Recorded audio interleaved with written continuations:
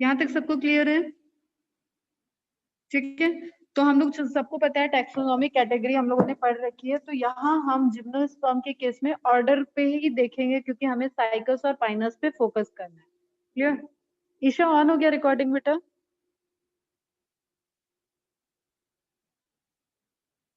Okay ठीक है, तो जस्ट एक ओवरव्यू देख लेते हैं। बैकग्राउंड में जनरल जिम्नोस्पर्म चल रहा है, कंसीडर आपको ये करना है कि जिम्नोस्पर्म के जो भी फीचर आपने हैबिटेट वगैरह पढ़े वो सब साइगोडोफाइटा में होंगे। क्या स्पेसिफिक होगा वो बस अब यहाँ पे मेंशन है। The plants of this group are megaphyllous और माइक्रोफाइलस। व्हाट इट मीन्स, यहाँ पे मेगास्पोरोफिल होगी and sorry megaphyllous microphyllous means यहाँ पे क्या हो जाएगा, आपका लीव या तो छोटी होगी या तो बड़ी होगी विथ सर्सिनेट वर्नेशन। कौन बताएगा फटाफट, व्हाट इज सर्सिनेट वर्नेशन? किस तरीके का अपीयरेंस होगा? Coil, elongated? What do you mean by circinate vernation?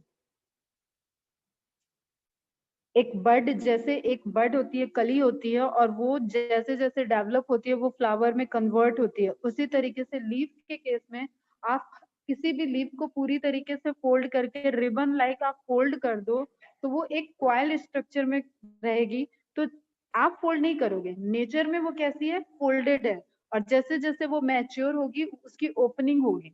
Clear? तो इस तरीके का एक आपको सर्कल जैसा उसमें फोल्डेड स्ट्रक्चर, क्वाइल्ड स्ट्रक्चर दिखेगा, और जब वो ओपनिंग हो जाएगी तो आपको पूरी लीफ, वो पिनेटली लीफ हो, कंपाउंड लीफ हो, उस स्ट्रक्चर में आपको ओपन दिखेगा। फर्न में दिखता है, साइकस के केस में भी आपको दिखेगा। The plant of this group are megaphyllous और macrophyllous with circinate vernation. Circinate vernation होगा, क्वाइल्ड लीफ होंगी, और वो जैसे जैसे मैच्योर होंगी लीफ की ओपनिंग होती जाएगी। मेल गैमेट इज मोटाइल, मैंने कहा था नोट डाउन कर लेना, वहां पे नॉन मोटाइल दिया था, दैट इज जनरल टर्म। ठीक है, लेकिन साइकेडोफाइटा में, साइकस में यहाँ पे मेल गैमेट कैसे होते हैं, मोटाइल होते हैं, सिलिएटेड मेल गैमेट होते हैं। क्लियर है? ठीक है, तो किसी भी ऐसे स्टेटमेंट में कॉन्ट्राडिक्शन नहीं रखना है, वो क्यों लिखा है वो रीजन हमें पता है, कहाँ पे जनरल है कहाँ पे स्पेसिफिक है। Male gamete is motile. Psychedophyta is divided into 3 order.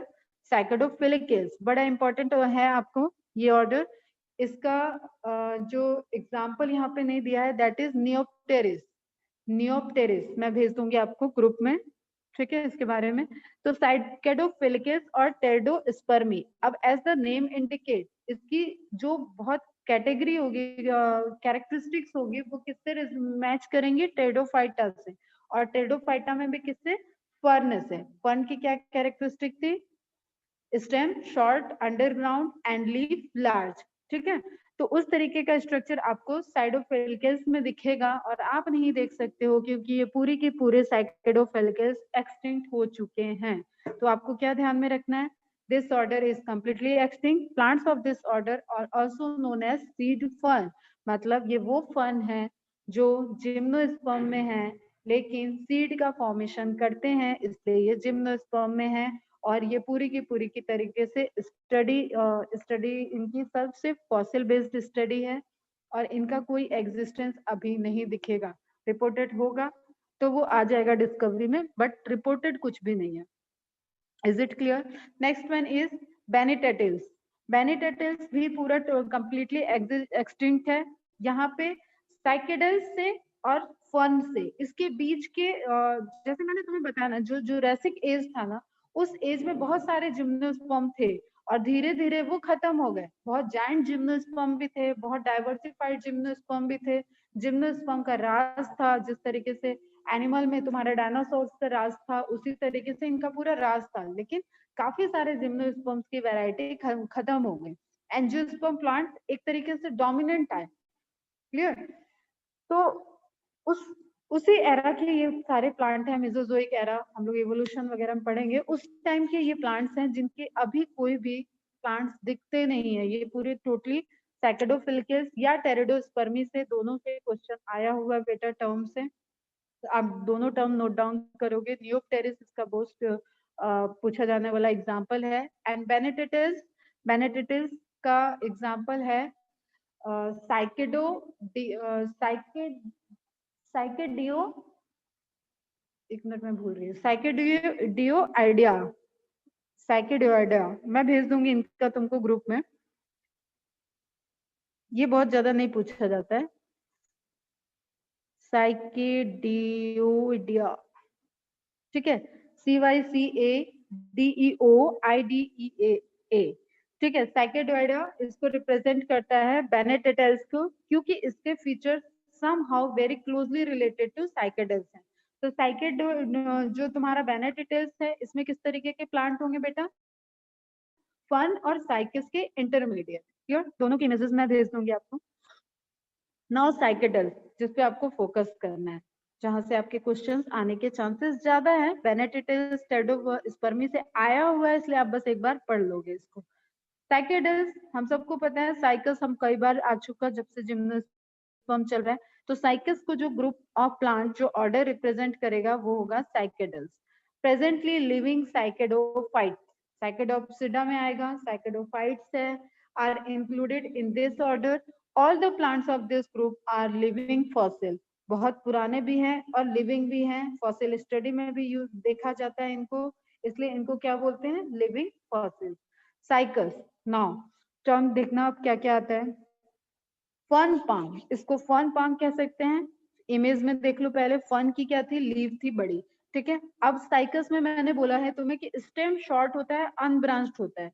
तो ये आपको इमेज दिख रहा है साइकस का, मैंने ग्रुप में ऑलरेडी भी इमेज सेंड की है। तो स्टेम आपको शॉर्ट है, और ये जो आपको स्क्वायर स्क्वायर किया हुआ स्ट्रक्चर दिख रहा है, दैट इज स्कार्स, ठीक है। जब ये इतना बड़ा रहा होगा तो लीफ लगी रही होंगी। ये जो आपको मार्क दिख रहा है ना, वो लीफ के जो पेटियोल होता है ना, लीफ का जो एंड जुड़ा होता है ब्रांच से, उसके मार्क रह जाएंगे, ठीक है। जैसे अगर मेरी उंगली कटेगी, मेरे कटे ना, जैसे मेरे पाम से एक उंगली कट कर दिया जाए, तो उसका मार्क तो रहेगा कि यहाँ पे एक उंगली थी। सेम वे में आप ऐसे समझ लो कि लीफ गिरती जाती है, लेकिन उसके स्कार्स रह जाते हैं। तो आप यहाँ पे क्या देख रहे हो? अब लीफ कंपेयर टू, अब इस फिगर में आप देखो तो लीफ कंपेयर टू स्टेम बड़ी है, तो इनको फॉर्न हम बोल सकते हैं, ठीक है। तो सेम वे में ये क्या है? फॉर्न पाम। और सागो पाम, सागो, सागो तुम लोग जानते हो क्या? सागो साबुन दाना देखा है? व्हाइट व्हाइट कलर का होता है, व्रत में खाया जाता है, स्टार्ची मटेरियल होता है। हाँ, ठीक है। व्हाइट व्हाइट कलर का होता है, उसी को सागो बोलते हैं। और वो सागो कहाँ से निकाला जाता है? इन प्लांट्स के पिथ जो सेंटर होता है ना बेटा, वहां से एक्सट्रैक्ट किया जाता है उसको। यस, साबुदाना।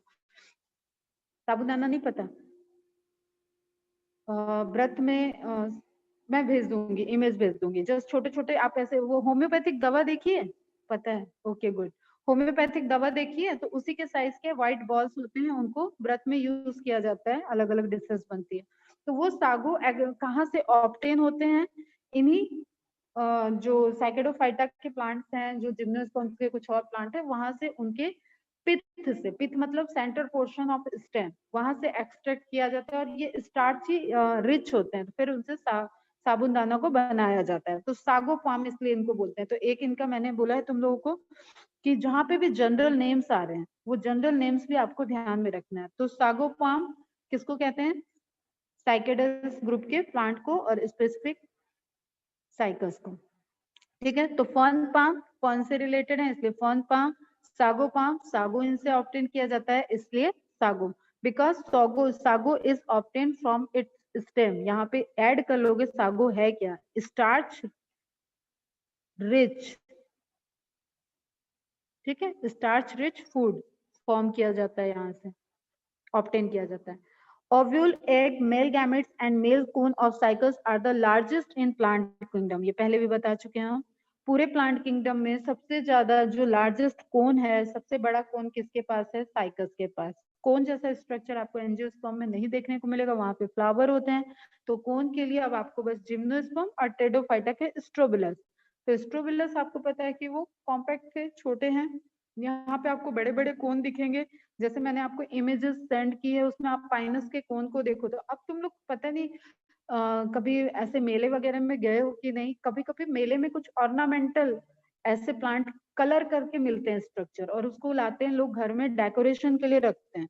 तो वहां पे आपको मेल कोन भी पाइनस का सेल होगा, फीमेल कोन भी सेल होता हुआ दिखता है, उसको सिल्वर गोल्डन कलर करके फिर उसके बाद सेल करते हैं। क्लियर? तो ovule, egg, male gametes and male cone of Cycas are the largest in plant kingdom. ये बात आप नोट डाउन कर लेना। In embryo of Cycas 2 cotyledons are present. अब कोटिलेडॉन्स क्या होते हैं ये हम लोग बात करेंगे कभी, जस्ट आप ऐसे समझो 2 लीफ, ठीक है। कोटिलेडॉन्स, एम्ब्रियोनिक लीफ। एम्ब्रियो जब डेवलप हुआ उसके पास अगर लीफ है तो एम्ब्रियोनिक लीफ को कहते हैं कोटिलेडॉन। जैसे मोनोकॉट और डाइकॉट में तुम्हें मैंने एक एग्जांपल बताया था कि पीनट को अगर तुम ब्रेक कर रहे हो 2 पार्ट में टूट जा रहे हैं तो वो क्या है, डाइकॉट। ग्राम को ब्रेक कर रहे हो 2 पार्ट में, पी, मटर के दाने को दाल, चना व्हाटएवर, मूंगफली, इन सब जिसको जिसको तुम 2 पार्ट में डिवाइड कर रहे हो वो सब क्या है, कोटिलेडॉन, डाइकॉट है। ठीक है, तो उसी तरीके से साइकस में क्या है, 2 कोटिलेडॉन्स प्रेजेंट है, लेकिन ये डाइकॉट नहीं है। Dicot is a part of angiosperm. Cycos is also known as relic of past because it has, ये टर्म आप नोट डाउन कर लोगे, has many primitive characters of ferns like presence of succinately coiled leaves and motile male gamete। ये बहुत important point है बेटा, और ये टर्म भी इंपॉर्टेंट है, relic of past. Clear? Past से रिलेशनशिप शो करने वाला एक स्ट्रक्चर है। In Cycas female cone is absent, बताया है मैंने, मेगा स्पोरोफिल होगी यहाँ पे से, और इमेज भी आपको सेंड किया है। तो आप ऐसे जैसे बकेट में कई सारी लीफ स्ट्रक्चर एडेड हो, रखी गई हो, बकेट नहीं सॉरी बास्केट में रखी हो, तो उस स्ट्रक्चर को आप देख सकते हो उस इमेजेस में। आज फिर से मैं पिंक कर दूंगी एक बार। In cycas, female cone is absent and male cone is largest in the plant kingdom. In cycas, male gametes are motile, multiciliated and top shaped. Top shaped समझ रहे हो? इसकी भी इमेज भेज देंगे, लट्टू जैसा। टॉप मतलब लट्टू। तो ये जो स्ट्रक्चर है, फिर से बना रही, लट्टू खेला है बचपन में, टॉप। तो ये अब नीडल मत निकाल देना, मैं बता रही हूँ। टॉप इस तरीके का स्ट्रक्चर दिखता है। साइकस में क्या होता है, ये इस तरीके का स्ट्रक्चर दिखेगा, और ये आपको, ये जो मैंने एक हॉरिजॉन्टल लाइन खींची थी उसके ऊपर छोटे छोटे लॉन्गिट्यूडनल लाइन खींच रहे हैं, वो सब क्या हो गए, सीलिया। ठीक है, तो इस तरीके से वो मल्टी सीलिएटेड स्ट्रक्चर को शो करता है। इसकी इमेज भी सेंड कर दूंगी। कोई डाउट यहाँ तक?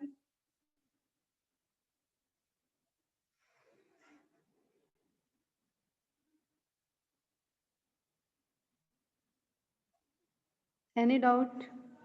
क्लियर है सबको?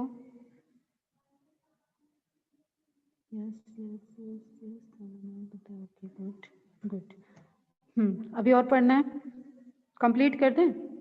2 ऑर्डर हैं, जिंगोवेल्स एंड कोनिफेरल्स। तो साइकस आप देख रहे हो, फीमेल प्लांट। ये इमेज मैंने आपको सेंड की हुई है प्रॉपर मेगास्पोरोफिल की, और कोन ये भी आपको दिख रहा है। ठीक है, तो थोड़ा सा पेशेंस रखो। 1:30 हो रहा है, 1:40 तक हम लोग कंप्लीट कर लेंगे। हम कितना भी एक्सप्लेन करेंगे तो भी कंप्लीट हो जाएगा। नाउ, आप में कोई क्रिश्चियन है क्या? Anybody is Christian? कोई रिलीजियस बात नहीं करनी है, जस्ट पूछ रही हूँ।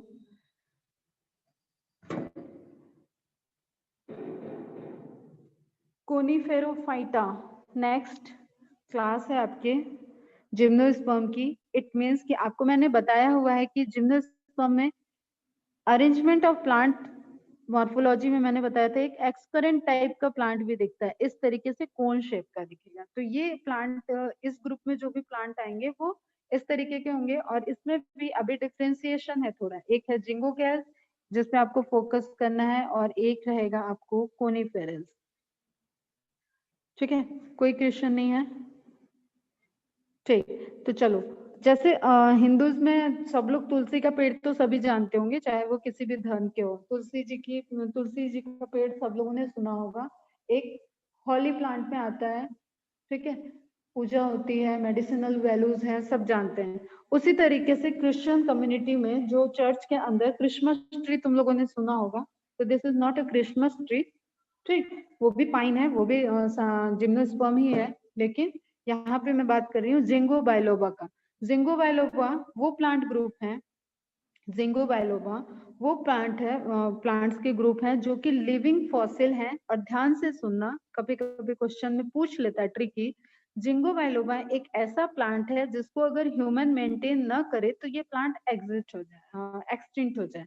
ठीक है, सेम वे में सुगर केन जिससे हम लोग इतनी चीनी वगैरह लेते हो सारा, ठीक है, शुगर केन ऐसा कल्टीवेटेड क्रॉप है जिसको अगर ह्यूमन बीइंग नहीं कल्टीवेट करेंगे तो वो भी एक्सटिंक्ट हो जाएगा। इनकी इकोनॉमिक वैल्यू शुगर केन की काफी हाई है, सबको पता है, चीनी हम ले रहे हैं उससे। तो ये कैसे प्लांट हैं जिनको एक तरीके से प्रिजर्व करके रखा गया है। सेम वे में यहाँ पे अभी हम जो जिंगो बाइलोबा बता रहे हैं, जिंगो बाइलोबा की मेडिसिनल वैल्यूज है जिस तरीके से हिंदू धर्म में, हिंदू में तुलसी जी की है, ठीक है, पूजा होती है और मेडिसिनल वैल्यूज भी है। कहते हैं कि एक तुलसी का पत्ता रोज खाओ तो इम्यूनिटी स्ट्रांग रहती है थ्रू लाइफ, किसी चीज की आपको कैंसर ट्रीटमेंट तक की शक्ति आ जाती है। बट क्या है ना, ये पुरानी बात है। आज की डेट में इतना ज्यादा रेजिस्टेंस हो चुकी है बॉडी और इतनी ज्यादा चेंजेस आ चुके हैं कि है, आई एग्री कि इन सब चीजों का इम्पैक्ट है, लेकिन हमारा जिनसे एक होता है ना कि आपका डिफेंस सिस्टम और सामने वाला अटैकर कौन है। ठीक है, अगर अटैकर ही स्ट्रांग हो जाए तो हमारा डिफेंस सिस्टम कमजोर होगा। तो उसी तरीके से चीजें हैं। एक टाइम था कि जब हम लोग बहुत ह्यूमंस बहुत हेल्दी चीजों को खाते थे, बहुत नेचुरल चीजें और इंग्रेडिएंट्स उसमें बहुत फ्रूट खा रहे हैं, तो मतलब कुछ खा रहे हैं। अब तो सब कुछ ऐसा नाम मात्र की चीजें हैं उनमें सोर्सेज हैं, बट पहले जैसा नहीं है। तो उसी तरीके से मेडिसिनल वैल्यूज भी उनकी कम हुई है। तो सेम वे में जो क्रिश्चियन कम्युनिटी ने प्लांट मेंटेन किया, उनका एक हॉलिक प्लांट है that is ginkgo biloba. Biloba क्यों? इसकी जो लीफ का स्ट्रक्चर होता है, इसमें ध्यान से अगर यहाँ पे देखो तो, वैसे मैं तुम लोग को सेंड करूंगी इसके लिए,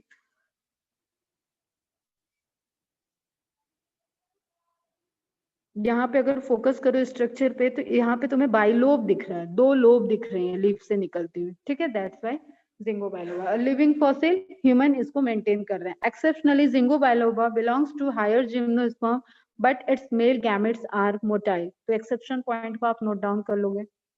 now Cordaitales, it is again completely extinct group. तो कोनीफेरस प्लांट मतलब कोन शेप के प्लांट अगर कोई एक्सटेंट हुए हैं, कोनीफेरस नहीं है ये, कोनीफेरोफाइटा के, तो वो कहाँ पे है? कॉर्डेटल्स में। क्लियर? जिंगो बाइलोबा, जिंगो केल्स जो रिप्रेजेंट कर रहा है वो क्या है? लिविंग फॉसिल, एक्सटिंक्ट नहीं हो गया।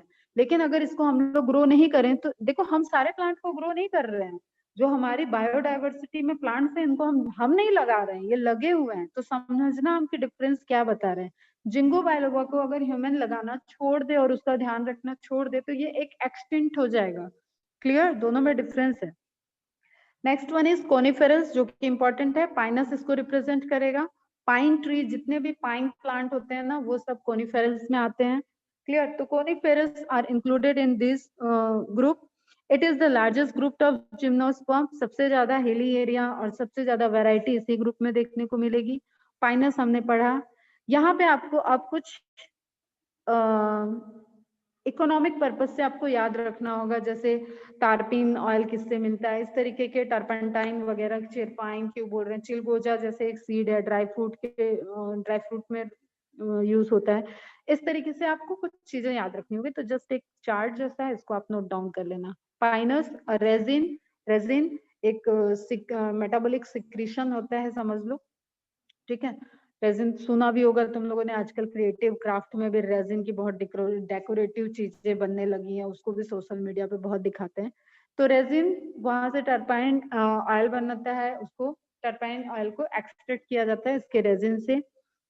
इट इज नोन एज चिलगोजा पाइन, ये भी इंपॉर्टेंट पॉइंट है। जनरली चिर पाइन या चिलगोजा पाइन कहते हैं। तो जो इसके सीड होते हैं वो ड्राई फ्रूट्स की तरह यूज होते हैं। चिलगोजा मीन्स बहुत पतले से। ठीक है, दैट्स वाई चिलगोजा एक एक ह्यूमन का, जो हम लोग गांव वगैरह की तरफ कहावत में भी यूज हो जाता है, क्या एकदम चिलगोजा हुए जा रहे हो, इस तरीके से बोलते भी हैं, मतलब बहुत दुबले पतले। नहीं नहीं, मुनक्का नहीं बेटा, भेज दूंगी मैं, इसकी इमेज भेज दूंगी। Cedrus, it is known as deodar, देवदार तुम लोगों ने भी सुना होगा। Taxus, it is known as yew tree, and anti-cancer medicine Taxol is obtained from its bark. अब bark क्या होता है, cork क्या होता है, ये सब हम मॉर्फोलॉजी में बताएंगे बेटा, जस्ट आप यहाँ पे समझ लो कि टैक्सस से टैक्सोल ऑब्टेन किया जाता है, जो कि एंटी कैंसर मेडिसिन का पार्ट होती है। तो इंपॉर्टेंट पॉइंट है। Araucaria, it is known as Christmas tree. ठीक है,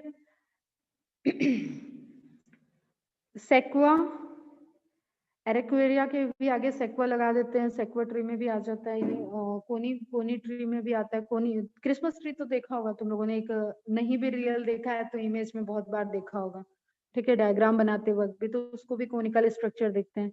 सिक्वा, सिक्वा आपको सिक्वोया बोले, कोई कोई सिक्वा बोलता है। This is the largest tree, ठीक है, सबसे बड़ा ट्री, और इसकी इमेजेस आज मैं ग्रुप में शेयर कर दूंगी आपको। बहुत बड़े ट्री होते हैं, 400 फीट लंबे हाइट के भी ट्री होते हैं। ऐसे भी ट्रीज हैं जिनको बीच में से कट करके रोड बनी हुई है, तो इन सबके पीछे मॉर्फोलॉजी है कि रोड बनी तो क्यों वो ट्री पूरा पूरा खत्म नहीं हुआ, ठीक है, किस पोर्शन को कट करेंगे तो ट्री को इफेक्ट नहीं पड़ेगा। बट आप नेम नोट डाउन कर लेना। The plant in this genus are heavy, it is the largest और tallest tree, so that it is called the father of forest. It is called redwood tree और Sherman tree. जितना भी information बेटा सिक्वोया से related है वो तो आप नोट डाउन करोगे ही, एडिशनल कुछ हम और बाद में बताएंगे। Metasequoia, it is a living fossil. Clear है? बस यहाँ पे जिम्नोस्पर्म आपका कंप्लीट हो रहा है। इसके बाद आपको, अच्छा, निटेल्स, नीटम भी एक इंपॉर्टेंट है, ये आप देख लो। एफिड्रा तो हम पहले भी बता चुके हैं, श्रब में आ जाता है, श्रब जिम्नोस्पर्म, बहुत छोटे जिम्नोस्पर्म में। निटेल्स, last order, they are the most advanced gymnosperm. Exceptionally, member of this group have vessel in xylem. xylem में vessels नहीं present होती है जिम्नोस्पर्म में, ये जनरल फीचर था। एंड निटेल्स में आपको xylem vessels देखने को मिलेगी। तो ये सारी चीज आपको जब आएगा जहाँ पे जाइलम वेसल टिश्यू वगैरह पढ़ोगे तो वहां एग्जांपल में मैं नोट डाउन कराऊंगी आपको, बट आप जिम्नोस्पर्म में इसको जिम्नोस्पर्म के पॉइंट ऑफ व्यू से मेंशन करके रखोगे। Archegonia are absent in the member of this group, और ये क्वेश्चन मैं पूछ सकती हूँ, तो आप वहां पे ये नहीं बोलोगे कि आपने बोला था, ये आप बाद में बताओगी। मैं बाद में ये बताऊंगी कि जाइलम वेसल होती क्या है, लेकिन मैंने ऑलरेडी बता दिया कि जाइलम वेसल किसमें एक्सेप्शनली प्रेजेंट है, तो it could be a question. Clear? Archegonia are absent in the member of this group. It means that they are related to angiosperm. They are closely related to angiosperm. Example, Nita, Welwitschia and Ephedra. Exceptionally, Archegonia are present in Ephedra. तो जो point जहाँ लिखा है आप उसको note down कर लेना. And Ephedra is medicinal plant, shrub plant. तो Ephedra से question आता है. This gymnosperm is commonly found in Rajasthan. अरे आपके सुनील सर वाले एरिया में। Ephedra is a medicinal plant. Ephedrine medicine है, is obtained from it. It is an effective medicine in asthma. Athletes misuse it, so ephedrine is restricted for them. Drug की तरह भी लोग use करने लगते हैं, तो वहां पे ये उनके उनके अगर डोज में मिल जाएगा तो इसको ड्रग की तरह काउंट करते हैं। Clear? There is mainly two requirement for seed formation. Plants should be heterosporous. Germination of megaspores should be endosporic. इन दोनों पॉइंट में किसी को कोई डाउट? जब तक हेट्रोस्पोरी नहीं होगी तब तक सीड फॉर्मेशन नहीं होगा, एंड जब तक मेगास्पोर एंडोस्पोरिक ग्रोथ को शो नहीं करेगा तब तक नहीं हो पाएगा। अदरवाइज वो गैमेटोफाइट प्लांट दूसरी बॉडी बना देगा, लाइक टेडोफाइटा या ब्रायोफाइटा। क्लियर है बेटा? फिर कुछ इंपॉर्टेंट पॉइंट्स हैं, ये पूरे प्लांट का किंगडम से रिलेटेड है क्योंकि इस पोर्शन में आपको एंजियोस्पर्म इंक्लूड नहीं किया गया है, लेकिन कल हम एक लेक्चर लेंगे जहाँ पे हम लोग ये ओवरऑल पॉइंट्स देखेंगे कुछ इंपॉर्टेंट, एंड एंजियोस्पर्म को कवर करेंगे। कोई डाउट होगा बेटा आप लोग पूछ लेना और सारे रिवाइज कर लेना। मॉड्यूल के पॉइंट्स भी देख लेना, वहां पे एग्जांपल्स दिए होंगे उसको हाईलाइट कर लेना जस्ट, और अभी बहुत सी चीजें हैं जो पढ़नी बाकी है, तो अभी हम लोग बस एनसीईआरटी, हाँ एक इंफॉर्मेशन और दे देती हूँ, फिर से रिकॉल करा रही हूँ, एनसीईआरटी जरूर पढ़ोगे, ठीक है। आज जैसे मैंने ये पोर्शन कवर किया तो बहुत पैराग्राफ में लिखा हुआ है यार, एनसीईआरटी में पेन उठाओ या पेंसिल उठाओ, उसको एक एक लाइन को पढ़ो, एक एक लाइन को पढ़ो, जो मैडम ने कवर कर दिया है उसको पढ़ो। क्या एनसीईआरटी की कोई ऐसी लाइन या कोई ऐसा टर्म, लाइन, टर्म या फिगर, टेबल तो नहीं रह गई जो मैम ने कवर नहीं किया या तुम रिलेट नहीं कर पा रहे हो मेरे लेक्चर से, तो उसके लिए मुझे कांटेक्ट करोगे। क्लियर? चलो bye bye, take care, good day.